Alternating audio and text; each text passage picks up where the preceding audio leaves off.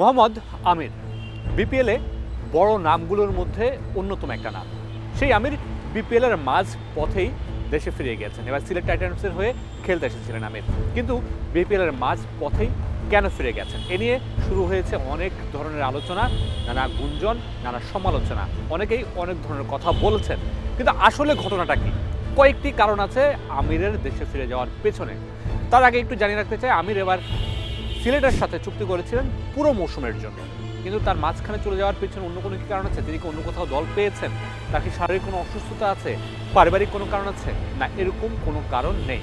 এরকম কারণ ছাড়াই আমির দেশে ফিরে গেছেন, যার পেছনে অন্য বেশ কয়েকটি কারণ আছে। প্রথম কারণ, আমির যখন বাংলাদেশে আসেন, সিলেট টাইটান্সের সাথে যোগ দেন, তারপর থেকেই তার বিহেভিয়ার একটু অন্যরকম মনে হচ্ছিল সিলেট টাইটান্সের। মানে টিম সুলভ যে বিহেভিয়ার হওয়ার কথা ছিল, সেই বিহেভিয়ারটা আমির শুরু থেকেই দেখাতে পারছিলেন না। টিম ম্যানেজমেন্টের সাথে বলুন, মিডিয়া ম্যানেজারের সাথে বলুন, বা টিমের অন্যদের সাথে নিজেকে একটু আলাদা করে রাখার যে বিষয়টা, বা টিম থেকে একটু বিচ্ছিন্ন হয়ে থাকার যে বিষয়টা, সেটা আমিরের মধ্যে পরিলক্ষিত হচ্ছিল। দ্বিতীয় যে বিষয়টা সেটি আমরা জানতে পেরেছি, সেটি হচ্ছে মাঠে যে কমান্ডিং পাওয়ার থাকার কথা, যে কমান্ড মানার বিষয় থাকার কথা, সেই কমান্ড মোহাম্মদ আমির মানছিলেন না। সিলেটের অধিনায়ক মেহেদী মিরাজ তিনি অধিনায়ক হিসেবে যেটা কমান্ড করবেন মাঠে, সেটাই হওয়ার কথা। কিন্তু কিছু কিছু জায়গায় নিজের যেই অভিজ্ঞতা আছে বা নিজের যে সিনিয়রিটি আছে, সেটি ফলানোর চেষ্টা করেছেন, যেটা সিলেট টিম ম্যানেজমেন্টের পছন্দ হয়নি। 3 নম্বর কারণ যেটা, সেটা একটু ভিন্ন রকম আর একটু ভয়াবহ শঙ্কার কথাও মনে করিয়ে দেয়। একটু যদি পিছনে ফিরে, আমিরের নামের সাথে একটা কালো দাগ যুক্ত আছে। মোহাম্মদ আমির সেই কালো দাগ পিছনে ফেলে আবারও ক্রিকেটে ফিরেছেন, ক্রিকেট খেলছেন, বিপিএলে এসেছেন, বিপিএলও খেলছেন। তবে তার মাঠের কিছু আচরণ টিম ম্যানেজমেন্টের পছন্দ হয়নি, যেটা আগেই বলছিলাম।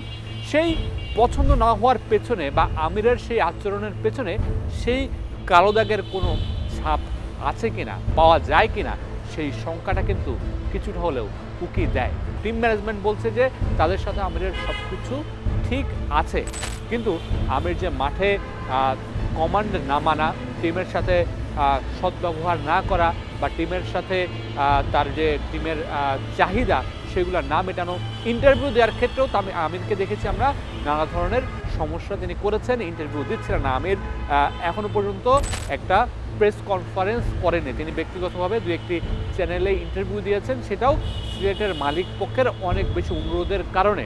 কিন্তু ব্যাপক আকারে বা সবার সামনে প্রেস কনফারেন্সের যে একটি বিষয় থাকে, আমিরকে অনেকবার আনার চেষ্টা করা হয়েছিল, আমির সেখানে আসেনি। শেষ পর্যন্ত সিলেটের যে মালিক পক্ষ, তারাও আসলে আমিরের কথা মেনে নিয়েছিলেন, আমিরকে সেই সুবিধাটা দিয়েছিলেন যে তোমার ইন্টারভিউ দেওয়ার প্রয়োজন নেই, তুমি খেলায় মনোযোগ দাও। কিন্তু তারপরেও মাঠে আমিরের আচরণ সিলেট টাইটান্স কর্তৃপক্ষকে সন্তুষ্ট করতে পারেনি। যে কারণগুলো বলছিলাম, নিজেকে কন্ট্রোল করতে না পারা, ক্যাপ্টেন্সির যে কমান্ড সেটা মানতে না পারা, তার কিছু আচরণ, টিম ম্যানেজমেন্টের ভালো না লাগা, সব কিছু মিলে আমিরকে বিপিএলের মাঝ পথেই মিউচুয়ালি, সিলেট যেটা বলছে যে তারা মিউচুয়ালি আমিরকে ছেড়ে দিয়েছে বা আমিরকে দেশে পাঠিয়ে দিয়েছে। তবে আমিরের যাওয়ার আগে একটা নিশ্চয়ই প্রশ্ন রেখে গেছেন, শঙ্কা রেখে গেছেন।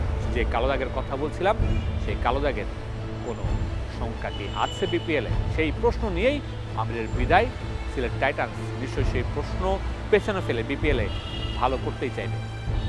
Mamunur Rashid, star news, Dhaka.